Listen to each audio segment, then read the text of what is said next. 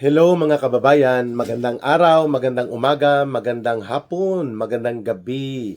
Saan mang panig ng mundo, saang mang bahagi ng Pilipinas, kasama niyo na po si Ka Eric sa ating video analysis at sa ating video talakayan.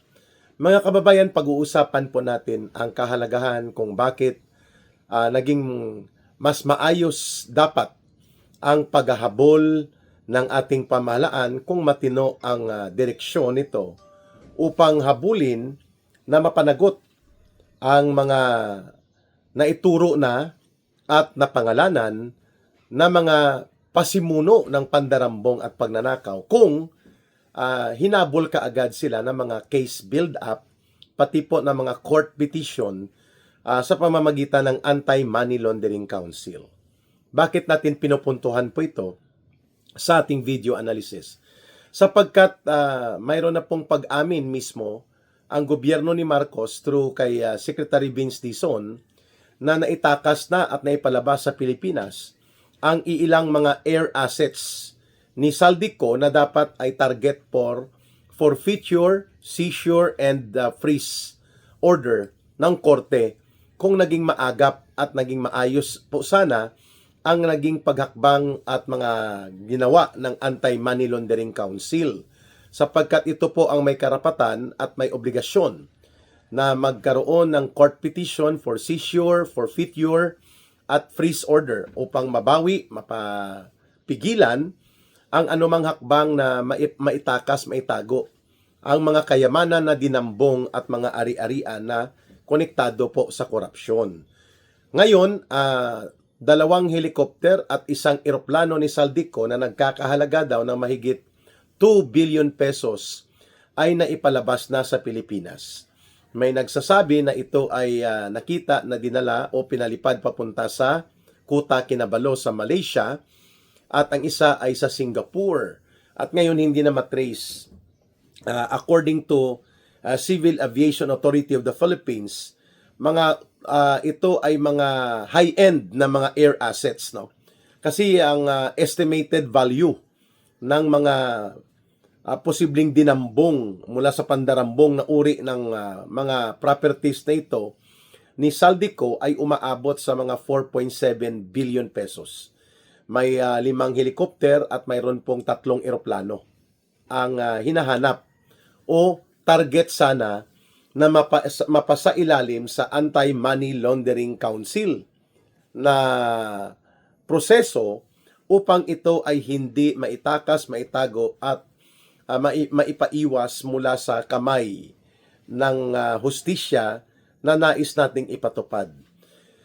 Kung ganito po kabagal na mas mabagal pa sa gapang ng isang pagong, kung gumalaw ang Anti-Money Laundering Council na kaya naman po sana itong utusan at imando ni Marcos na gawin ng mas maagap, mabilis at determinado ang mga paghahabol hinggil po sa korupsyon at mga pandarambong na mga konektado na mga assets, properties, bank accounts, and other mga ill-gotten at mga unexplained wealth, no, ng mga targeted individuals, edi sana hindi pa naipalabas at naipatakas ni Saldico itong kanilang mga air assets na mahigit 2 billion pesos ay mahihirapan na tayong maipabalik sa Pilipinas at baka nagkaroon na ito ng transaksyon na mailipat ang pangalan, ang rehistro ng pangalan o kaya na ibenta na bago pa maabutan ng kamay ng ating gobyerno.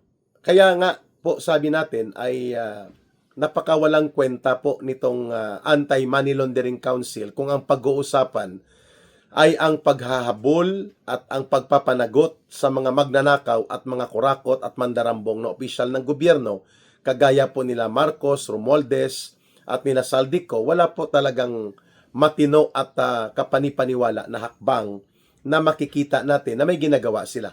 Even si Senator Drilon, no, the former Senator Drilon, ay ibinunyag po niya na ang Anti-Money Laundering Council out of 110 targeted individuals and groups, no, na ipasailalim sana po sa tinatawag na proseso ng forfeiture, seizure, and freeze order laban po sa kanila na hindi nila maitakas, maitago, mailihis at ma-convert into cash sa pamamagitan ng pagbebenta ng maaga bago abutan ng hustisya at ng mga kaso ay out of 110 targeted individuals na dapat po pina-freeze order ang kanilang mga bank accounts, ang mga assets, ang mga ari-arian, mga properties. 5 lang po or 6 ang na tagumpayan ng AMLAC o ng Anti-Money Laundering Council na makapagsagawa ng kanilang mga paghahabol sa korte sa pamamagitan po ng freeze order at ng karampatang case build-up in relations to the cases possibly related to plunder and massive corruption. Mantakin po ninyo, out of 110 individuals and groups supposedly targeted para po sa pagpa-freeze order ng Anti-Money Laundering Council, umaabot lamang po sa 6 ang kanilang matagumpay na isagawa out of 110. Ibig sabihin po wala pang 5% ang kanilang na-target na mapalabasan po o mapaorderan ng freeze order. At nang sa ganun ay maisama sa forfeiture and seizure proceedings sakaling maisampa ang kaso na pandarambong o plunder and massive corruption. Ganon din po ang ginawa ng gobyerno ni Marcos sa kanilang pagpapabagal ng sadya, no? Matapos na pinatakas si Saldico at matapos po na siya ay binigyan ng pagkakataon na maitago ang kanyang mga kayamanang may posibilidad na nanggaling karamihan sa pandarambong, kahit ang passport po ni Saldico ay hindi man lamang pinapansin upang ito ay mabigyan ng karampatang aksyon na mapakansila so that Saldico can become an illegal alien, undocumented alien, at wala pong legal travel papers. Kung wala na siyang passport, madali na po siyang kunin at hahabulin ng gobyerno. Kaya ako po naniniwala, mga kababayan, na itong pakana na ito na kunwari ay naipatakas na ni Saldico ang mga air assets niya, ay hindi lang po ito para kay Saldico, kundi sa lahat po ng mga sangkot sa anomalya at iskandalo ng flood control projects ay most likely po pinatakas na ang kanilang mga air assets, at ito ay sa pangungunsinti mismo nila Marcos at nila Romualdez. At ano pa po ang aabutan natin kahit anong investigasyon pa at ano pa po ang mga diskarte kung anumang gimmick sa case build-up, wala naman pong ginagawa ang ombudsman at ang ICI na ito para gumalaw ang korte natin at makapagpalabas ng mando o order na mapailalim po sa freeze order, forfeiture and seizure order ang mga kayamanan, bank accounts, ari-arian, properties na mga dinambong o posibleng kasama sa pandarambong na ginawa po ng mga kagrupo nila Martin Romualdez, Saldico at mga alipores at bata-bata ni Marcos. Kaya nga nakakapagtaka na out of 110 targeted individuals, mga contractors, mga taga-DPWH at pati po sa mga kongresista, 6 lang out of 110 ang successfully ay nakapagpalabas ng order for freeze order. Baka nga wala nang inabutan din, no? Ay itong gobyerno ni Marcos dahil siya na mismo ang nagpapatakas at nagtitimbre na hakutin na ninyo at itago ang inyong mga ari-arian, ang inyong mga bank accounts, mga bank deposits ninyo at mga assets ninyo. Samantalang kung gaano po sila kabilis at kaabusado sa ginawa nilang pagsalakay sa mga supposedly ay accounts daw associated kay Pastor Kibuloy at sa Kingdom of Jesus Christ na hindi pa naman nila napatunayan at wala ngang personal bank account si Pastor Kibuloy, ay mga mahigit 60 na mga bank accounts po supposedly na connected daw sa SMNI, sa Kingdom of Jesus Christ. Suspect lang nila na ginagamit daw sa kaso laban kay Pastor, pina-freeze order nila sa korte. 66 accounts na hindi naman sa pangalan ni Pastor. Wala din pong proof na ito'y konektado direkta sa Kingdom of Jesus Christ at hindi rin naman konektado sa mga kaso na kanilang idinudugtong o kanilang sinasabi na kasabwat kay Pastor Kibuloy. So, ganun po kabilis kung paano nila abusuhin ang Anti-Money Laundering Council at ang financial power to confiscate ng gobyerno, ginamit nila laban kay Pastor Kibuloy, sa Kingdom of Jesus Christ, sa SMNI, sapagkat gusto nilang ipakita ang poder at kapangyarihan nila even to the point na inaabuso na nila ang proseso at hindi naman sangkot pa sa kasong ito. Subalit dito sa totoong kasong kriminal ng pandarambong at pangungurakot, napakabagal, mas mabagal pa sa gapang ng pagong ang kanilang hakbang kung kaya na itakas na ni Saldico ang kanyang mga air assets at ang kanyang mga iba pang ari-arian. At wala na po tayong updates mula sa Anti-Money Laundering Council o AMLAC at even po sa ICI kung ano na po ang kanilang inisyatiba at mga hakbang hinggil dito sa mga pinangalanan na ng mga kongresista at mga kontraktor at mga opisyal ng gobyerno na dapat ay nasa pailalim kaagad ito sa freeze order at the very minimum and then maximum ma-include sa forfeiture and confiscation and seizure lalo na kapag ito ay ma-establish sa case build-up na nasasangkot ito sa pinagmulan na pandarambong at pangungulimbat sa kaban ng bayan at pundo ng mamamayan. Wala na. Kaya napakahalaga po sana ng state power of confiscation and the authority of the government to execute ng kanyang tamang hakbang na nakabatay sa batas, no, na ang mga ari-arian, pagmamay-ari ng mga properties, bank accounts at assets nitong mga magnanakaw at mandurubo na pinagdududahan ay nanggaling sa pangungulimbat sa kaban ng bayan, ang kanilang pera ay dapat hindi po ito pinayagan na basta-basta na lamang makakatakas at may papalabas nila ang kanilang mga air assets dito sa ating bansa.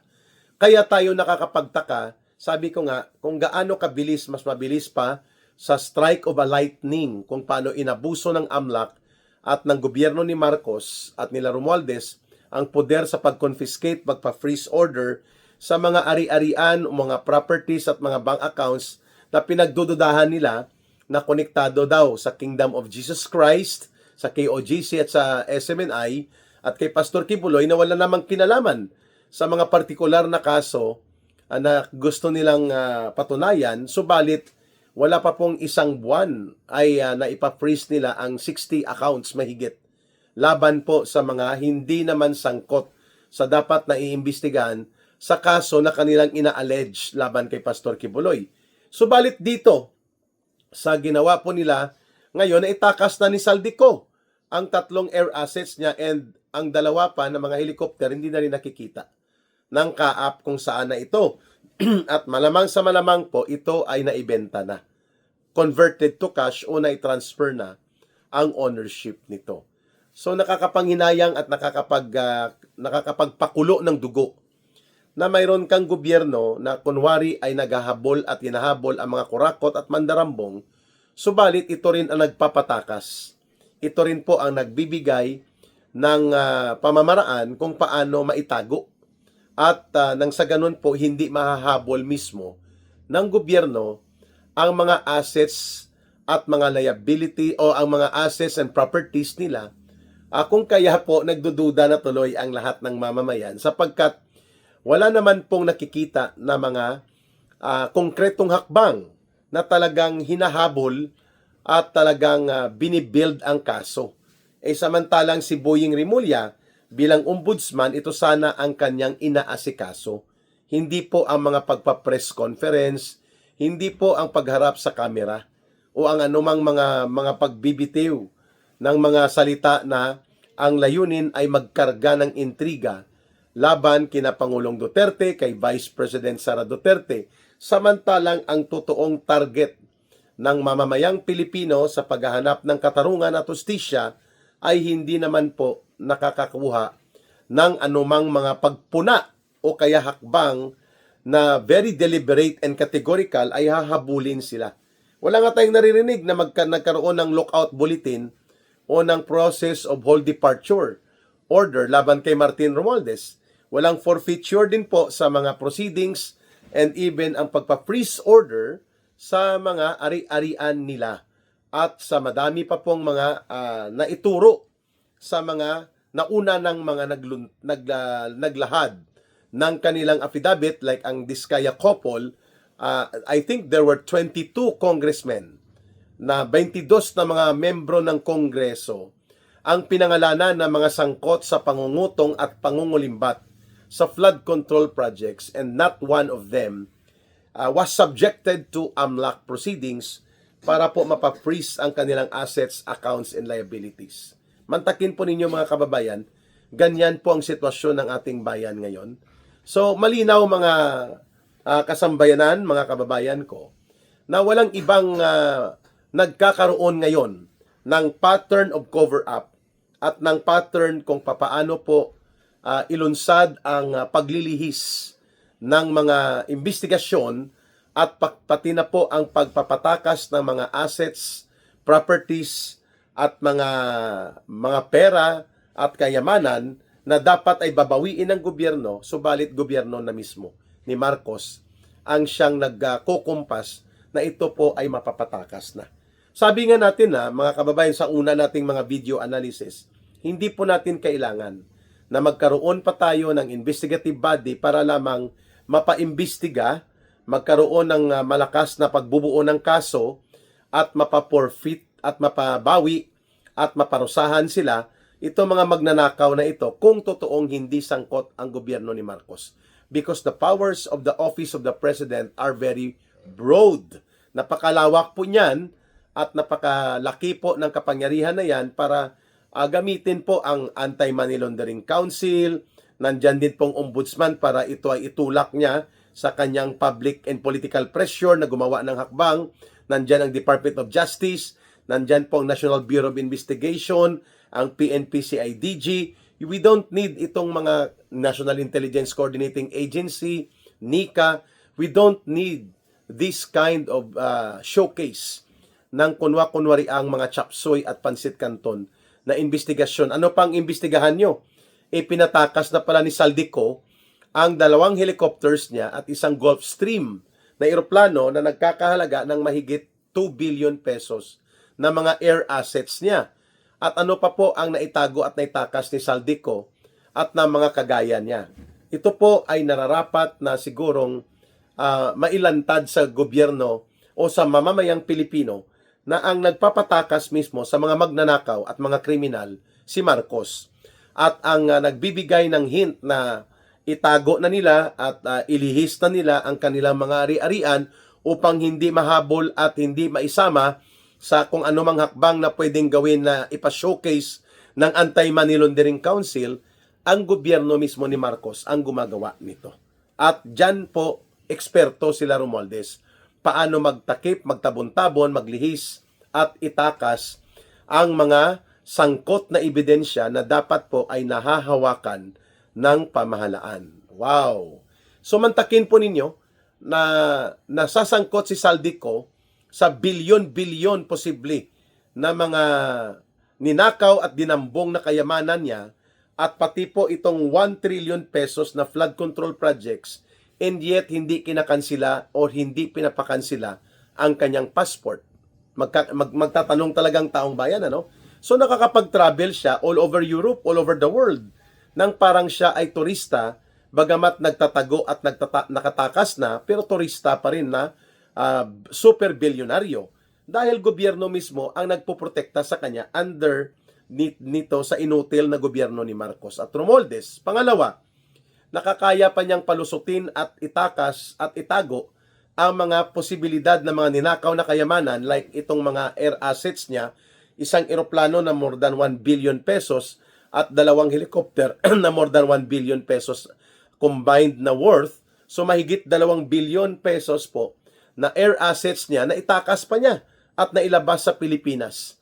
Walang ginawa po na pagharang o anumang hakbang na ito'y mapigilan.